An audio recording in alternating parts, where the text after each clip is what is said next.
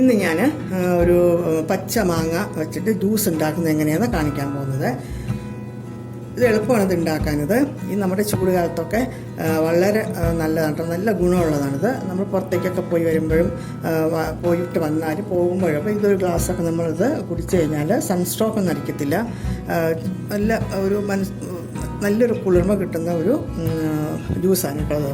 നമുക്കിത് ഒരു ദിവസം അത് ഉണ്ടാക്കിയിട്ട് അത് സ്റ്റോർ ചെയ്ത് വയ്ക്കാം. ഫ്രിഡ്ജിനകത്ത് തന്നെ ഇതുമാതിരി ബോട്ടിലാക്കിയിട്ട് സ്റ്റോർ ചെയ്ത് വെച്ചിരുന്നാൽ മതി. നമുക്കത് ആവശ്യമുള്ളപ്പോൾ എടുത്ത് ഉപയോഗിക്കാം. ഗസ്റ്റൊക്കെ വരുമ്പോഴും നമുക്കിത് നല്ല ഒരു തണുത്ത വെള്ളമായിട്ടിത് പാനീയമായിട്ട് കൊടുക്കാട്ടത്. അപ്പോൾ ഇതെങ്ങനെയാണ് ഇത് ഉണ്ടാക്കുന്നതെന്ന് ഞാൻ കാണിക്കാം. അപ്പോൾ നമുക്ക് ഈ പച്ച മാങ്ങയുടെ ജ്യൂസ് ഉണ്ടാക്കാൻ ഞാനൊരു 5 മാങ്ങ എടുത്തിട്ടുണ്ട്. പച്ച മാങ്ങയാണ് കേട്ടോ അത്. അപ്പോൾ നമുക്കിത് ആദ്യം ഒന്ന് കഴുകി ഞാൻ വൃത്തിയാക്കി എടുത്തിട്ടുണ്ട്. ഇനി ഇതിൻ്റെ തൊലിയൊക്കെ കളയാൻ വേണമെങ്കിൽ, ഇല്ലെങ്കിൽ ഇത് മരിഞ്ഞിട്ട് മാത്രം കളഞ്ഞിട്ട് നമുക്ക് പ്രഷർ കുക്കറിനകത്തിൽ ഇത് വേവിച്ചെടുക്കാം കേട്ടോ.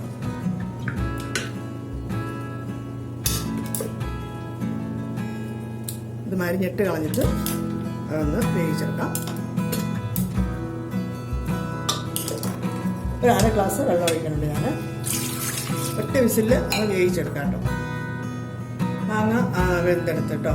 ഈ മാങ്ങ ഉണ്ടല്ലോ ഞാൻ പ്രഷർ കുക്കറിനകത്ത് വേവിച്ചേ ഉള്ളൂ. വേണമെങ്കിൽ ഇപ്പോൾ സാധാരണ പാത്രത്തിലിട്ട് വേവിക്കാം കേട്ടോ, കുഴപ്പമില്ല. നല്ലത് എളുപ്പം വേണമെന്നേ ഉള്ളൂ. കുക്കറിലാകുമ്പോൾ എളുപ്പത്തിൽ വേവും, അത്രയേ ഉള്ളൂ. അപ്പോൾ ഇനി നമുക്കിതിൻ്റെ തണുത്തിട്ടുണ്ട്, ഇച്ചിരി തണുക്കാണെന്ന് വെച്ചിട്ടുണ്ടെങ്കിൽ നമുക്കിതിൻ്റെ തൊലിയൊക്കെ ഒന്ന് ഇങ്ങനെ മാറ്റിയെടുക്കുക. ഇതാവുമ്പം വെന്ത് കഴിഞ്ഞാൽ എളുപ്പത്തിൽ തൊലി മാറ്റിയെടുക്കാൻ പറ്റും.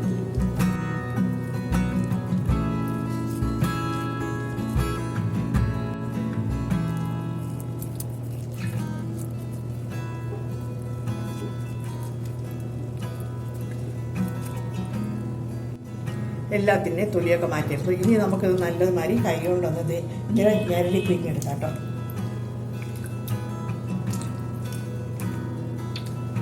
ഇതുമാതിരി നല്ല അതിൻ്റെ മാംസം മുഴുവൻ ഇതിനകത്തിൽ മാറിപ്പോവും.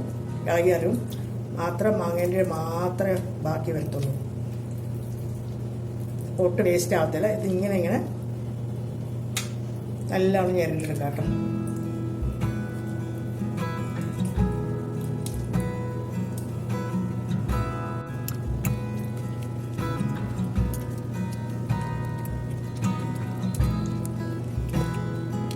മാങ്ങയുടെ പഴുപ്പ് മതി ആയിട്ടുണ്ട് കണ്ടോ.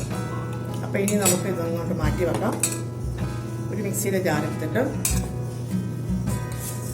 1 ടീസ്പൂൺ ജീരകം, 2 ടീസ്പൂൺ പഞ്ചസാര,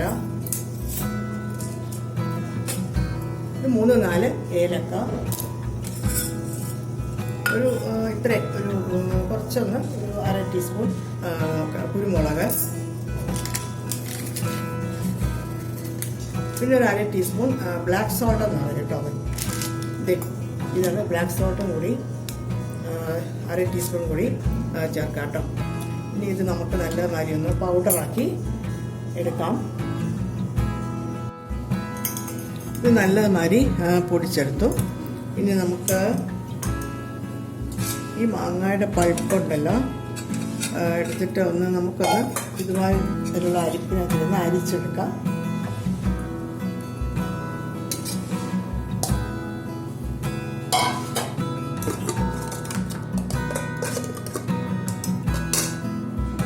മാങ്ങയുടെ പൾപ്പ് അരിച്ചെടുത്തിട്ടോ.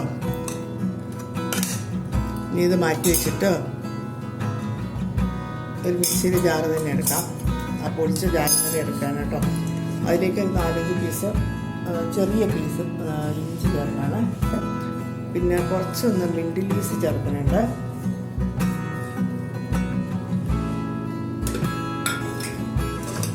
പിന്നെ ഈ മാങ്ങയുടെ പൾപ്പ് അരിച്ചെടുത്ത മേളിൽ നിന്ന് ഭാഗം കൂടി ചേർത്തിട്ട് നമുക്കിത് നല്ല മാതിരി ഒന്ന് അരച്ചെടുക്കാം കേട്ടോ.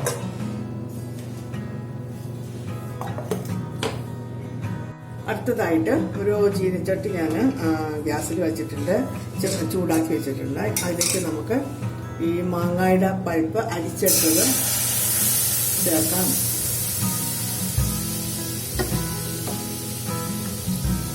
ആ മിൻറ്റ് ലീസ് അരിച്ചതും കൂടി ചേർക്കണം കേട്ടോ.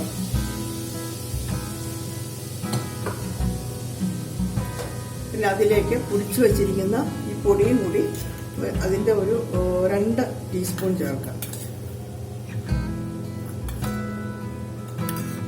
മുഴുവൻ ചേർക്കണമെന്നില്ല, നമുക്കത് പിന്നെ വേണമെങ്കിൽ സ്റ്റോർ ചെയ്ത് വെക്കാം. പിന്നെ എപ്പോഴെങ്കിലും ഉണ്ടാക്കുമ്പോൾ നമുക്കത് യൂസ് ചെയ്യാം കേട്ടോ.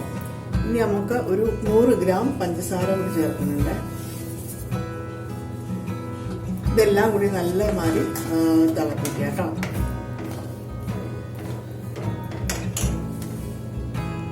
ഇത് നല്ല പുളിപ്പുള്ള മാങ്ങയായിരുന്നേ, അതുകൊണ്ട് ഞാൻ നാരങ്ങാ നീര് ചേർക്കുന്നില്ല. പുളിപ്പ് കുറഞ്ഞ മാങ്ങയാണെങ്കിൽ നമുക്ക് ഈ സമയത്ത് ഒരു നാരങ്ങയുടെ നീരൂടി ചേർത്തിട്ട് ഒന്ന് തിളപ്പിക്കണേ.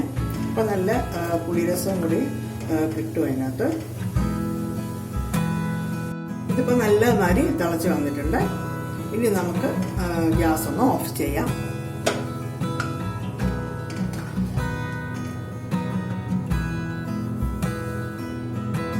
അപ്പം നമ്മുടെ പച്ചമാങ്ങ ജ്യൂസ് റെഡി ആയിട്ടുണ്ട്. ഇനി നമുക്ക് നല്ലവണ്ണം തണുക്കാൻ വെച്ചേക്കാം കേട്ടോ. നല്ലമാതിരി തണുക്കട്ടെ. തണുത്തിട്ട് നമുക്ക് ബോട്ടിലിൽ നിറച്ചിട്ട് ഫ്രിഡ്ജിലൊക്കെ വെക്കാം കേട്ടോ. സൂക്ഷിച്ച് വയ്ക്കാം ഫ്രിഡ്ജിൽ. അപ്പം നമ്മുടെ ഈ പച്ചമാങ്ങയുടെ ജ്യൂസ് റെഡി ആയിട്ടുണ്ട് കേട്ടോ.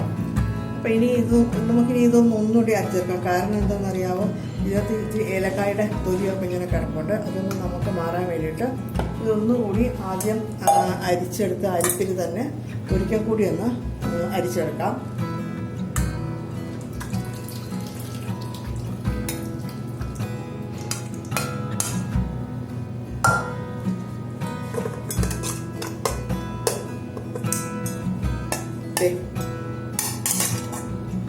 അപ്പോൾ അത് നല്ല ക്ലിയർ ആയിട്ടുണ്ട്. ഇതിന് നമുക്ക് തണുക്കാൻ വെച്ചേക്കാം കേട്ടോ. തണുത്ത് കഴിഞ്ഞതിന് ശേഷം ഏതെങ്കിലും ബോട്ടിലിൽ നമുക്ക് നിറച്ചിട്ട് ഫ്രിഡ്ജിനകത്ത് സൂക്ഷിച്ച് വയ്ക്കാം. എന്നിട്ട് നമുക്ക് അല്പം ഒരു ഗ്ലാസ്സിനകത്ത് എടുത്തിട്ട് ആരെങ്കിലും വരുമ്പോൾ, ഗസ്റ്റ് വരുമ്പോൾ നമുക്കാണെങ്കിലും അല്പം ഗ്ലാസ്സിനകത്ത് ഒഴിച്ചിട്ട് അല്പം വെള്ളവും കൂടി ആഡ് ചെയ്തിട്ട് സെർവ് ചെയ്യാം കേട്ടോ. ഈ മാങ്ങ ജ്യൂസ് സെർവ് ചെയ്യാൻ സമയത്ത് ഒരു ഗ്ലാസ്സിൽ അല്പം ഒഴിക്കുക കേട്ടോ. ഒരു 1/4 ഗ്ലാസ് ഒഴിച്ചിട്ട്